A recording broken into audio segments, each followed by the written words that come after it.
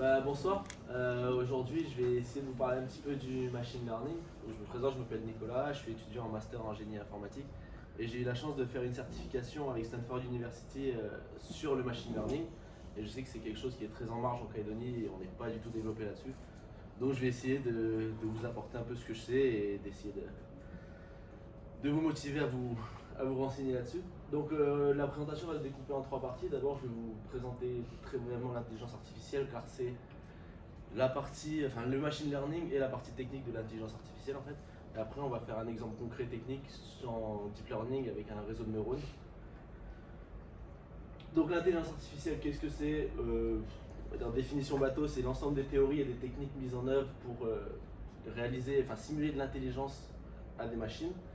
Elle fait partie des six sciences cognitives du 20e, enfin définies pendant le 20e siècle. Elle est étroitement liée à la neuroscience et la psychologie. Il y a trois grands axes qui la définissent. La neurobiologie computationnelle, donc c'est la science des neurones et du cerveau, mais d'un point de vue médical. La logique mathématique et nous, ce qui nous intéresse, l'informatique.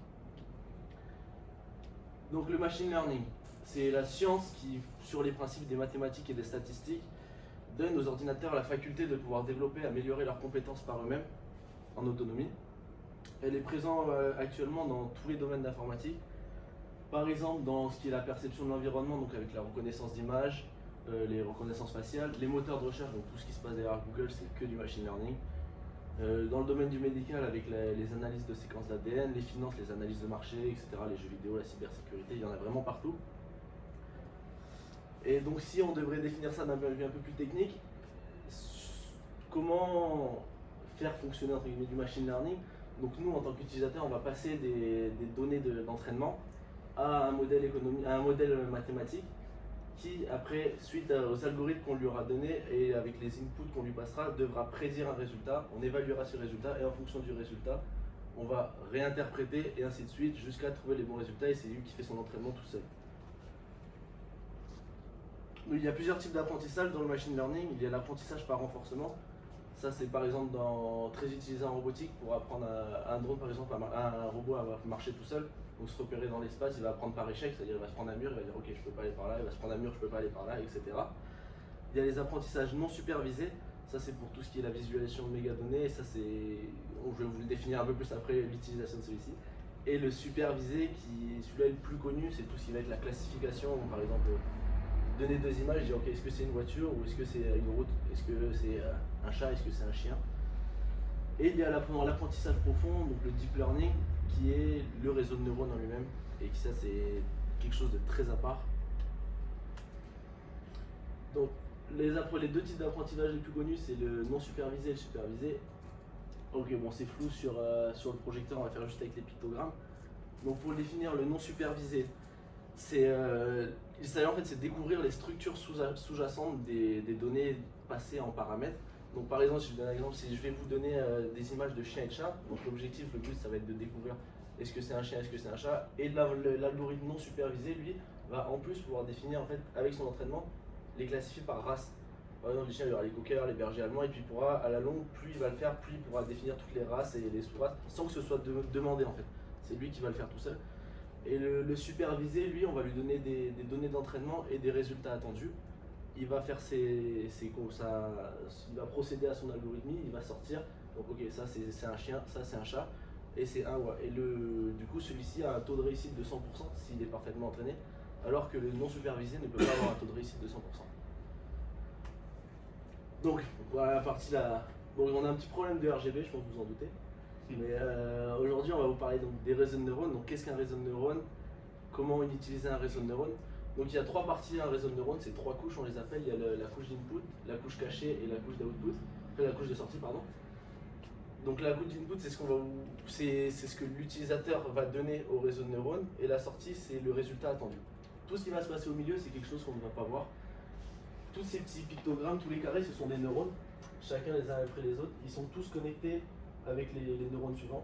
Il y a énormément de types d'algorithmes en réseau de neurones. Il y a les connectés dans les deux sens, connectés à plusieurs neurones, connectés à un seul neurone. Et donc vraiment il y a un zoo d'algorithmes, c'est comme on veut. Et donc chacun, ils vont avoir une attribution de poids. Les poids sont une valeur donnée au préalable par l'utilisateur. Donc par exemple, là je vais reprendre le cas du chien et du chat. Donc on n'a que deux cas, on va donner deux poids possibles, imaginons 1 et 0. On va essayer d'analyser les images et chacun prendra une valeur par défaut, on va dire, il va se l'auto-simuler et il va dire, ok, par exemple, le petit pictogramme que je vois, pour moi, ça correspond à une image de chat. Donc je vais lui donner la valeur de 1 à l'autre chien, 0, et ils vont muter.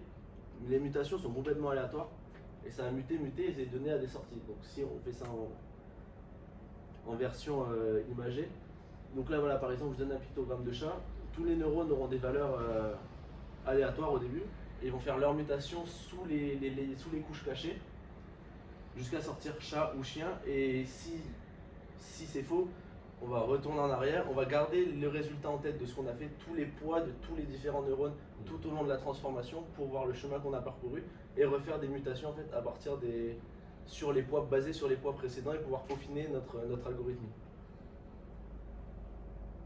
Là, je vais vous parler d'un petit projet du coup que j'ai fait en réseau de neurones, ça s'appelle Corvus, c'est un nom qu'on lui a donné.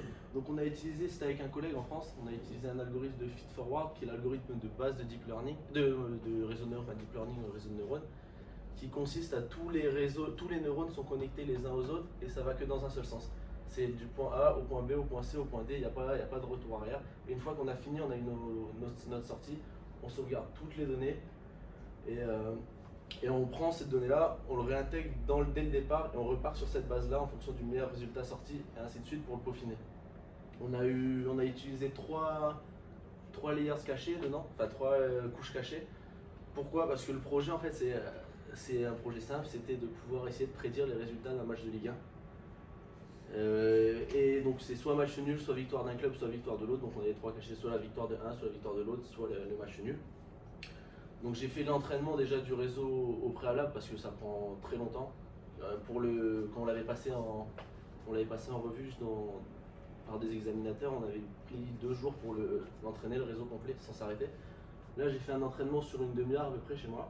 Donc je vous l'ai juste mis à une petite capture d'écran. Donc on passe tous les datas de match que je vous montrerai après. Et par génération, donc à chaque fois, voilà, première génération, on avait 19 matchs qui étaient... on avait trouvé le résultat sur 19 matchs sur 66.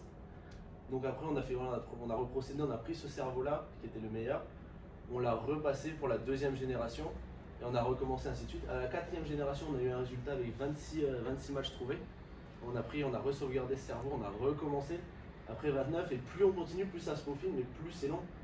Donc là à la fin on avait 37, au bout de 1094 générations, on avait 37 matchs corrects sur 66. Donc ce qui est déjà plutôt correct. Après ce genre d'algorithme c'est impossible d'avoir un 100%. Sur le foot on peut pas avoir 100% déjà. Tac, donc je vais vous montrer un petit peu à quoi ça ressemble. Donc ça c'est les données d'entraînement. Donc voilà, ça c'est tout ce que moi je vais passer au préalable. Donc, par exemple sur le match Angers-Caen, il y a eu 0, donc c'est match nul. Angers-Guingamp, Angers avait gagné. Angers-Lille, Angers avait gagné. Lyon avait gagné contre Angers, etc. Voilà, c'est tous les matchs. À quoi ressemble une fiche technique? Donc sur quoi on se base nous pour après définir les poids et ces limitations? On a pris sur les 3 dernières saisons les résultats des équipes. Donc par exemple pour Marseille, il y avait en moyenne sur les 38 matchs de la saison, il y avait presque 17 victoires, 13 nuls et 8 défaites, pour un total de 63 buts marqués, en moyenne 43 buts pris, avec en moyenne 13 tirs par match et un but tous les 0-13 tirs. Et donc tout ça, ça va être les facteurs qui vont faire muter nos points en fait, pour dans les cas où ils ne savent vraiment pas trop se décider dans quel sens ça va tendre vers quel sens et continuer de l'entraîner comme ça. C'est les facteurs qui sont définis. Bon, après c'est pas très fiable non plus parce qu'il y a quand même beaucoup plus de paramètres dans la vraie vie. Hein. Il y a la forme, le contexte, il y a plein de choses. Mais ça donne déjà une petite idée. On a pris ça sur les 3 dernières saisons de Ligue 1. Pour vous montrer, bon, réseau de neurones, je ne vais pas passer tout le code en revue, ça sert à rien. Mais pour vous montrer que ça tient vraiment sur pas grand chose. Donc tout le feed forward, donc tout le passage de neurone en neurone, ça se fait vraiment sur 30 lignes. Voilà, c'est juste ça, sur 20 lignes. Et toute la mutation, ça se fait sur une cinquantaine de lignes. C'est tout bête, vraiment c'est des petites choses et l'entraînement, il faut juste le laisser continuer tout seul. Et en sortie, ce qu'on a, c'est le meilleur cerveau. Donc le meilleur cerveau est tenu, ça c'était on avait passé en revue celui-là, au bout de la 155 millième génération, donc voilà, au bout de 2 jours. 39 matchs trouvés sur 66. Et ça, c'est tous les logs de tous les poids de tous les matchs sur ce cerveau par rapport aux équipes. Donc c'est incompréhensible à l'œil nu, mais c'est juste pour avoir une trace de à quoi ça ressemble les poids. Donc voilà, c'est 0,0099, ça veut dire que voilà, plus on va tendre vers le match nul, etc. en fonction de ça. Donc, ok. Du coup, pour vous montrer une petite application, là, je fais .NET Run. Si je fais par exemple Marseille, Lyon. Là, bon, on voit pas trop, mais il y a écrit que l'IA elle prédit que Lyon gagnera le match basé sur les statistiques des. Bah, moi non plus, mais c'est pour ça que j'avais truqué tous les résultats pour marquer le championnat. Donc voilà, ouais, sur plusieurs matchs, Siden ça fait voilà, les matchs sera à égalité, Paris gagnera. Là, on peut dire que Paris gagnera, Paris gagnera, Paris gagnera, Paris gagnera. Voilà. Donc voilà, et ça c'était bossé en un petit mois. J'ai oublié de mettre des annotations, enfin des notes dans ma présentation, mais si jamais vous êtes intéressé, vous regardez la chaîne YouTube Code Bullet. C'est un gars qui fait beaucoup de tutoriels là-dessus et il fait beaucoup d'exercices où il explique tout le procédé, etc. C'est vraiment, il est vraiment super, il explique super bien et c'est super facile. Donc voilà. Est-ce que vous avez des petites questions? Est-ce que tu l'as testé en vrai sur les prochains matchs de Ligue 1? C'était basé sur la saison 2015, 16, 17, donc c'était en 2018 que j'ai fait. Donc, Et tu as comparé avec les résultats hein? Avec aujourd'hui, non, avec Marseille, ils étaient mauvais avant. C'est quelle saison tu dis? C'est 15, 16, 17. Ah, ok. Basé sur les données de ces 3 années. Quoi. Oui, voilà, basé sur ces 3 années-là. Après, sur ces 3 années-là. Dans ces années-là, ils ont fait une finale de Coupe ils étaient fiables, hein. Les résultats étaient fiables quand on les testait sur ces années-là, mais là, les saisons, enfin, au jour d'aujourd'hui, ça a changé. Et ça, tu peux pas le brancher sur une API de Paris Sportif? Si, mais voilà, comme je disais, c'est que le. C'est trop, en fait, sur 3 ans, tu vas avoir des bonnes stats, sauf que la 4ème année, t'as trop de trucs qui jouent en compte, c'est la forme des joueurs, les cartons, le contexte du match, qui va être titulaire, qui va pas être. On peut pas non plus faire. Il y a des domaines où tu peux. Là, dans la prédiction sportive, c'est compliqué. Il y a peut-être des sports où tu peux, parce que genre NBA, t'as des équipes. Oui, non, ouais, mais franchement, je suis persuadé que c'est possible et ça existe, on n'est pas les premiers à le faire. Mais nous, c'était plus, on a fait ça par passion parce que les fans de foot, c'était juste pour s'amuser et découvrir un peu les réseaux de neurones, etc. Mais non, oui, il y a des gens qui l'ont créé déjà et ça existe déjà, des trucs de prédiction pour les matchs et qui marchent plutôt bien. Mais pour le foot, c'est compliqué. C'est pas le sport le plus simple à travailler là-dessus. Et en allant chercher sur plus de données, en allant chercher sur plus de données, si par exemple tu faisais, tu scannais tu mettais des poids sur les joueurs, tu vois ce que je veux dire? Ah non, mais c'est ce qu'il faudrait faire. C'est ce qu'il faudrait faire, mais là ça implique vraiment beaucoup déjà un gros set de data. Ouais. Parce que y a beaucoup de choses qui rentrent en jeu et puis moi j'ai fait ça sur mon temps libre, j'avais pas. C'était un petit projet perso. Ton algo là, c'était quoi le langage? C'était du C#, après j'en ai en Python, j'en ai en C++. Ça ressemble à du JavaScript. Mais non, c'est pas possible. Non, c'est du C#. Rien ne ressemble à Dart. Tout ressemble au JavaScript. Et du coup, là pour répercuter tes erreurs, là, tu fais du aléatoire, ça, subtilement?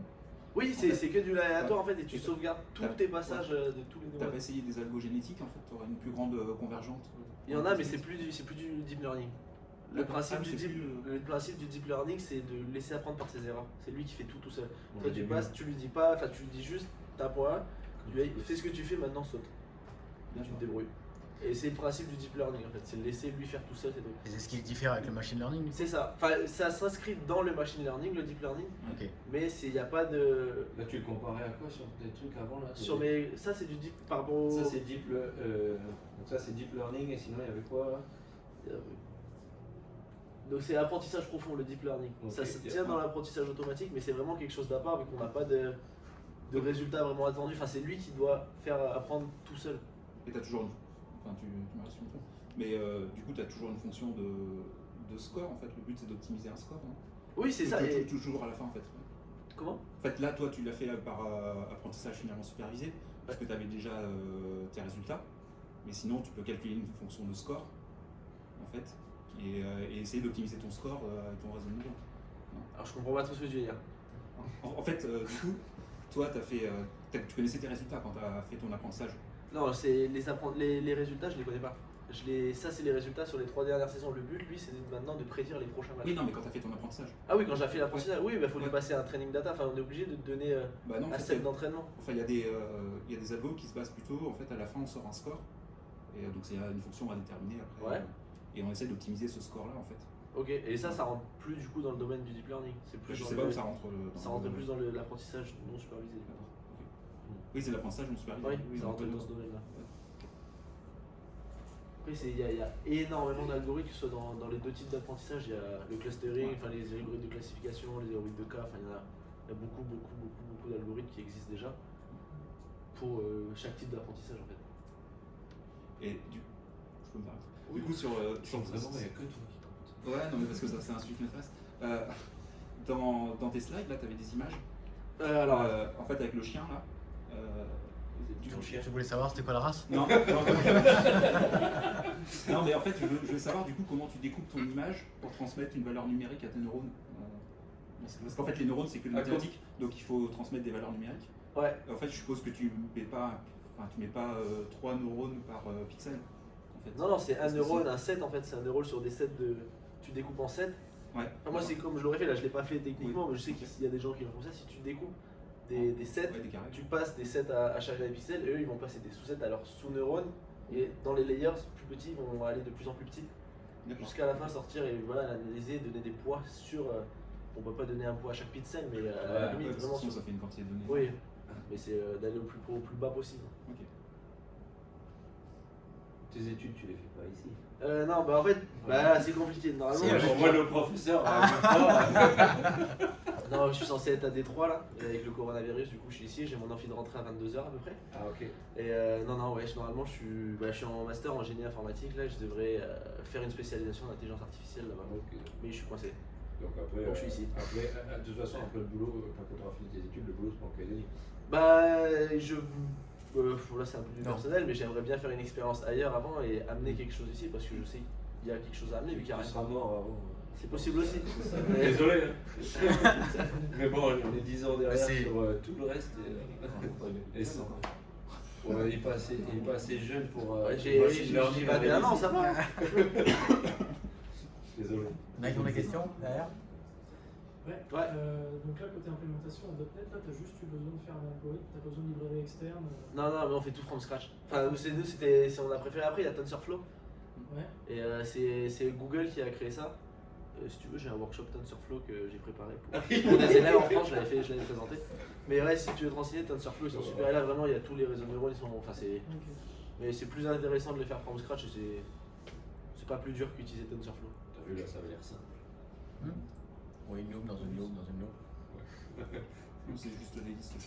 Moi, j'ai Oui, fait- c'est dans ce style. Je vais cracher mon navigateur. C'est des listes et puis tu push, tu mutate et puis voilà, tu fais tout seul. Bon bah merci. Une dernière? Ouais, franchement déjà.